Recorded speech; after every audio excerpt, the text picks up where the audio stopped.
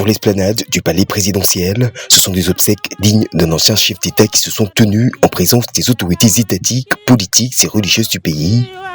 Un dernier hommage rendu à Hama Amadou, ancien Premier ministre et président de l'Assemblée nationale, décédé mercredi au soir à l'âge de 74 ans. Et pour beaucoup, dans la capitale nigérienne, difficile ce vendredi encore de se remettre de la nouvelle de sa mort. J'ai failli m'écrouler, vraiment. Parce que Hama, c'est un homme d'État, un patriote sincère, qui aime le pays, qui n'a travaillé que pour l'émergence de son pays.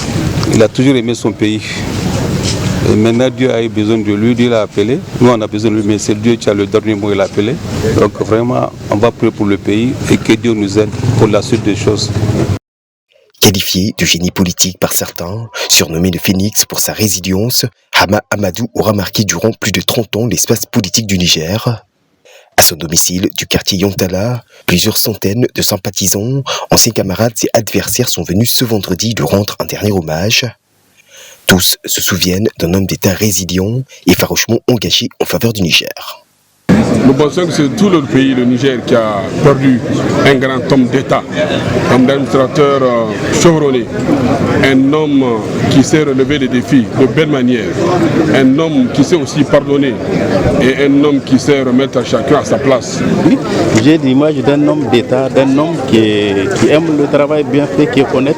Malgré que je ne sois pas de son parti, j'ai pu tenir à travailler avec lui. Il a toujours agi en tant qu'homme d'État. Il n'agit pas selon son impulsion. C'est ça les souvenirs que je garde de lui. Malade après plusieurs séjours en prison, c'est en septembre 2023 que Hama Amadou était rentré à Niamey après avoir bénéficié d'une autorisation de se soigner en France. C'est à Yuri, son village natal, près de la capitale nigérienne, qu'il a été enterré ce vendredi.